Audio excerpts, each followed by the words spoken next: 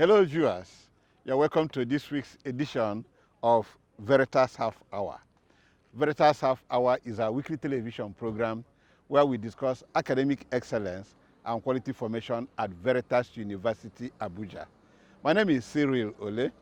In this week's edition, we bring you an orientation program for all staff at VERITAS University Abuja as a new academic session resumes.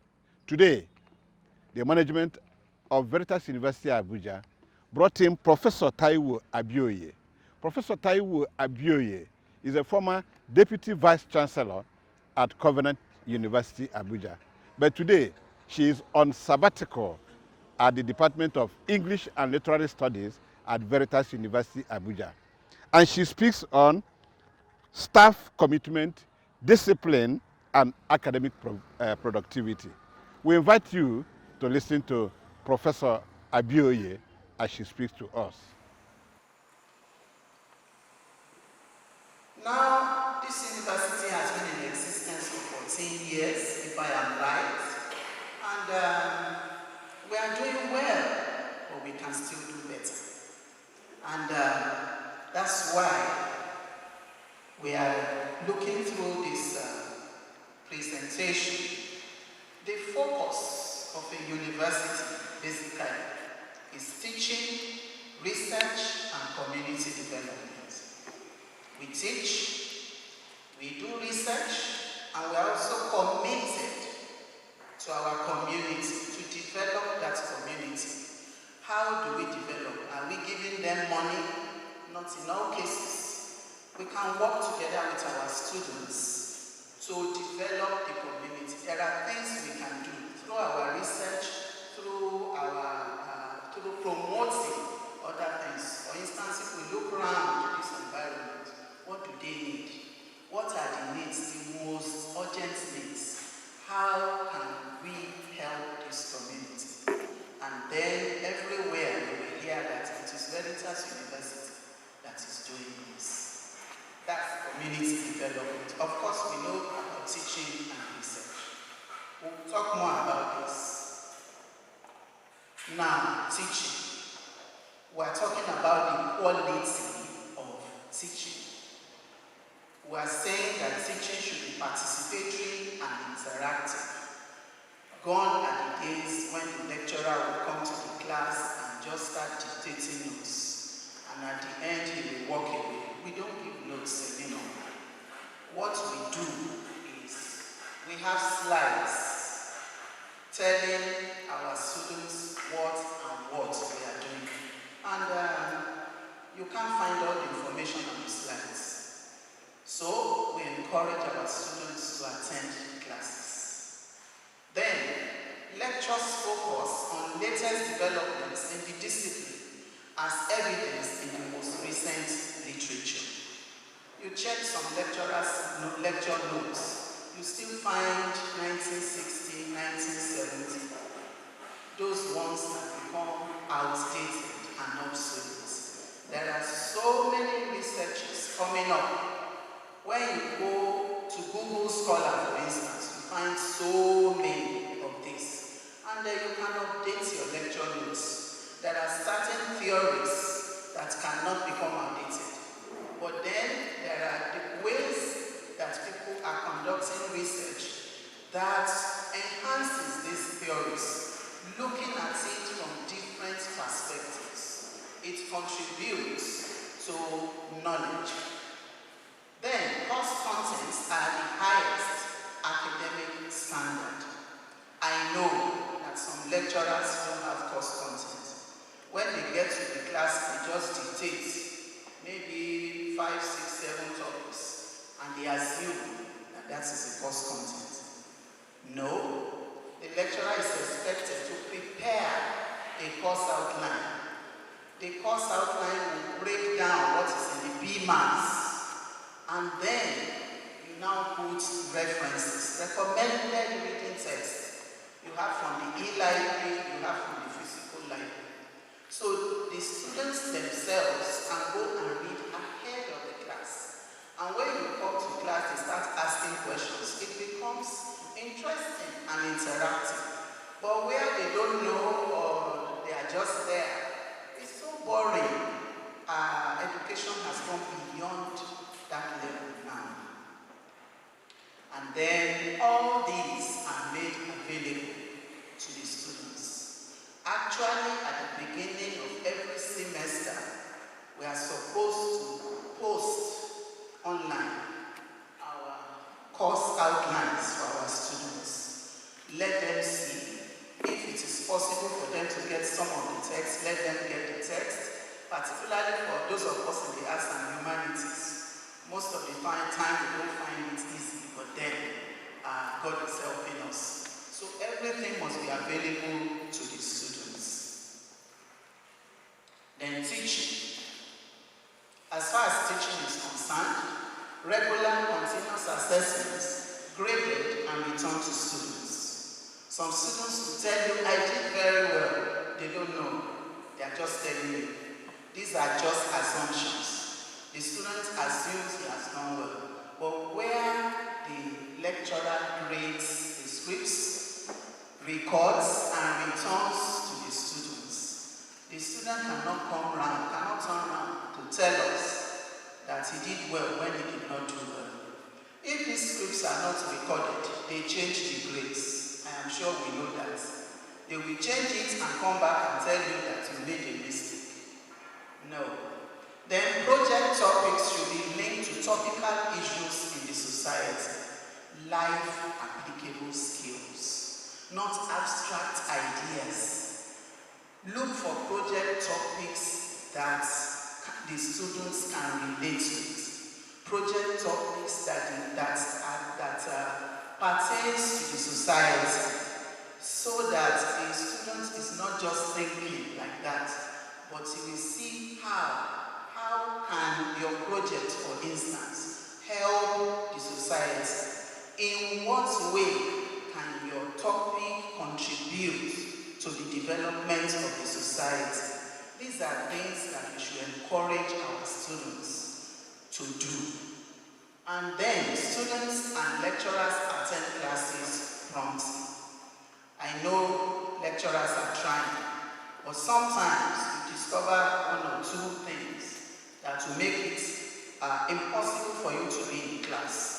It's always good to have maybe an assignment ready, probably group assignments or individual assignments, so that when you are not available, you quickly tell them, do this one. And that is why in the course outline, you should have some revision questions. You don't have to be in class. You just tell them, check your course outline, and then pick question this, and attend to it, maybe in groups or as individuals. Now, this one concerns the university, not the lecturer in the class. Instructional aids using new technologies, and then facilities for virtual lectures and assignments. We assume that we have these on ground. Instructional aids using new technologies. Of course, we all know most of the time people use a Moodle platform where you can post assignments, you post your slides and everything. The students go there, they access it. Of course, if they are not registered, they cannot get this. They go there, they access, and then they can do some work. And they can even post back the assignments to the lecturer. Then facilities for virtual lectures and assignments. I am sure the university also has the facilities. The students are not around. You need to have virtual lectures, Zoom, and so on. And then for the assessment, that is where the challenge is. Because even with this after effects of COVID-19 pandemic, people are still trying to adjust to virtual assessments. Virtual lectures, yes, but when it comes to assessments, during that period, I had a class, and the girl's mother, I was calling her while she was in my class. She just came in and called the girl, and the girl got up. And then I said, where are you going? Go back to your seat. And I told the woman, she's in class. Of course she's in your house, but she's in class.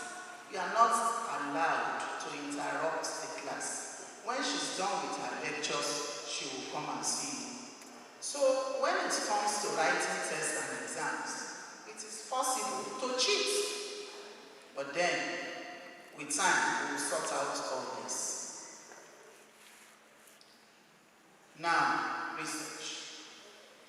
Looking at research, I am aware the university has a research policy. I am aware the university has a research policy. But no matter the research policy that the university has, I know that each university strives to be at its best as far as the research is concerned. And right now, collaborative research is it. Collaborating. People are no longer lone rangers. You collaborate with others. 2, 3 people collaborate, write one paper. And then, by the time the Times Higher Education team, the Webometrics rank, by the time you crawl the web, you get 3 points for one paper, not 1. 3 points, I'm sure we're all aware of this. You get 3 points for one paper rather than 1. And then they also look at the inter or multidisciplinary focus. All these people are in English, that is one aspect. Now there's another paper. And then you see somebody in chemistry, somebody in microbiology, collaborating to write one paper. That also is very important. And that is why we have research units or research clusters. Before I left Covenant University, I created one of the research clusters. Women Development and Human Security Initiatives. And we had people from different departments. We had people from engineering, we had people from sciences, we had people in the arts and humanities. So, the research clusters, the mandate is to go. Thank you, Prof. Thank you, we have with us Professor Taiwo Abioye, who is the guest speaker at the VERITAS University workshop. Prof, you spoke on staff commitment, discipline, and academic productivity in a world-class university. Yes. I want to ask you, how can we fill the missing gaps between what is in the universities and what is expected of us as a university, VERITAS University? Okay. What we can do is, first of all, let us look at world-class universities. Okay. Harvard, Yale, MIT, and so on. Let's look at the standards they have. Let's look at global standards, and then let us do a SWOT analysis. Okay. What do we have here? What are our shortcomings? What are the advantages? What are the disadvantages? Okay. In such a way, we can now identify the gaps. Okay. Once we identify the gaps, the next step is to see how we can fill in these gaps, the way we can bridge the gap. If it's in terms of research, how do we do it? If it is in terms of teaching, how do we do it? Community development, how do we do it? But I know the basic things are teaching, research, publications, and citations. So these are the basic things that make a university a world-class university. Okay. You talked about international engagement. Yes. How do we get into the global space as a university, so to say? Okay, we can start by just going online. Okay. Look at these universities, go online. Yeah. Maybe your department, mass communication, look at it and see. Okay, maybe for instance, University of Wisconsin, Madison, they have a vibrant department of mass communication, and then in Leeds they also have one, and then you just check and see.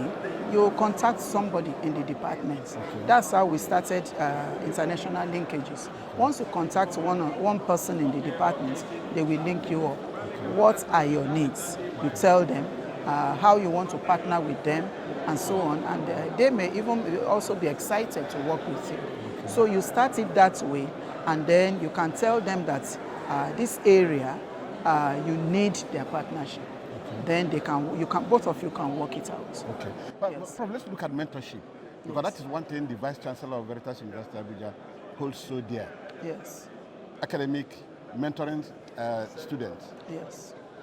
Is it easy to mentor, particularly when you talked about the staff representing the parents who are not here, but who have entrusted, local parents, Yes. who have entrusted their children to the care of the staff? Yes. How do we achieve this without the students thinking that we are becoming overbearing, or the staff thinking that these students are incorrigible? Where is the meeting point? You must have an understanding. Okay. The students know they are no longer at home. Right. The parents know they are no longer in charge. So you let the students know that here the lecturers are in charge in local parentheses. And whatever it is they want, they should let you know. Okay. But you will do as much for them, as much as the law allows, as much as the handbook allows. You are ready to make some sacrifices for them, but then you are not going to allow them to do whatever they like. That is just it. Whoever wants to do whatever he likes can go back home. Okay. So you have to enforce discipline, and you also have to show them that you are also abiding by the rules and regulations. Okay. Yes. You were DVC Yes. at Covenant University Yes. for about 4 years. Yes. And now you are coming to VERITAS University Yes. to teach in the English and Literary Studies department. Yes. That transformation, Yes. and you find it easy? I mean, from being an administrator at that level to coming back to the classroom. Actually, it's easier to Okay. be a teacher than to be an administrator. Okay. Because when you are in administration, you take so many decisions, some painful decisions. Okay. Like when I was DVC, I took some decisions that cost me years of friendship. Okay. Some friends that we had started, we went to school together. It became an issue when either the children or the wards have issues, and I have to enforce what is in the handbook. Okay. Very painful. Very painful, But yes. I know that if I were a teacher, just a classroom lecturer, I wouldn't have taken such decisions, and they would not have held me responsible. Prof, it's nice talking to you. We'll Thank be talking you, with Professor Taiwo Abioye, who was DVC at Covenant University, but now a staff of English and Literary Studies at VERITAS University Abuja. Thank you, Prof, for Thank talking you. to us. More papers. Go and produce, not just any paper. Go and produce papers. Papers that focus on the vision, the mission of the university. Papers that are interesting. Papers that work towards solving societal problems. So, if we don't have research clusters, I would want to encourage us. Let's have research clusters, with a multidisciplinary focus to help us, and then high impact journals. Please beware of predatory journals. Beware of predatory journals. It is always, exciting to say, my paper has been published. In what journal? The Times Higher Education recognizes Scopus, initially it was Thomson Reuters. Now they pay more attention to Scopus, to journals in Scopus. You see, this journal is... Thank you, Professor Ichoku. We have with us the Vice Chancellor of VERITAS University Abuja, Reverend Father Professor Hyacinth Ichoku. Father, let's look at the presentation today by Professor Abioye. Yes. She laid so much emphasis on mentorship, Yes. which I know has been, you have heard that so dear all these years, talking about mentorship, staff-student mentorship. Do you think that from what she said and what we do, are there missing gaps? Well, you see, each university must approach the issue of mentorship in its own peculiar ways that are effective. Okay. You look at what is effective in your institution, and then you look at what the environment looks like, and then you can marry and synchronize the two. Okay. So we have approached our own, we have approached the issue of mentoring in our own very important dimension. Okay. And I think it has been working. All we need to do is to reinforce some of the incentives we provide for people to work, alongside this mentoring program. Okay. So that's exactly what I think is the issue. Okay. More incentive for people to realign themselves to the program of mentoring in the university. And this year, for example, we are going to make it possible that, we are going to make it mandatory that every student must be assigned to a staff, so that any staff at any time must have a group of students under him or her. It will be the academic advisor in that department. Is also going to be mentoring them, looking for them and they can also refer issues, difficulties, and challenges to that person. So that's exactly what we want to do: create small cells, groups, under mentorship program that helps students to be, to have a direction, to have somebody or group of people who are really, as we have it in the academic setting, we're also having it in the hostel setting. Okay. So that students who fall into this group can also, the mentoring does not end in the classroom or whatever, the academic sector, right, or their intellectual pursuit. Mm-hmm. It will also go further to their, hostel. We want to see cells of students in the hostels. Their hostel cells where they get to, come together, right, aggregate together, and be able to, have more closer knowledge of themselves, and somebody directing them, and they can also interact more closely as a family. That's exactly where we are going. That's what we want to achieve. Okay. It has been working, but we need to reinforce the motivation and the incentives, okay, to get it work better. Okay. Finally, Prof, the guest speaker talked about publishing in high-impact journals. Yes. I know a number of times you have emphasized this too. Yes. How do you get our staff to do that? Some of them require money, some of them require mentorship by older professors and others. Yes. Yeah, that is very crucial to us, because an academic institution, a university that is not publishing, does not really exist. It's not a college where you just teach. You need to have also the aspect of publishing, doing research, because that's how you address the societal problems. Mm-hmm. What they call, talked about, in transdisciplinary approach to research. Mm-hmm. Very, very important.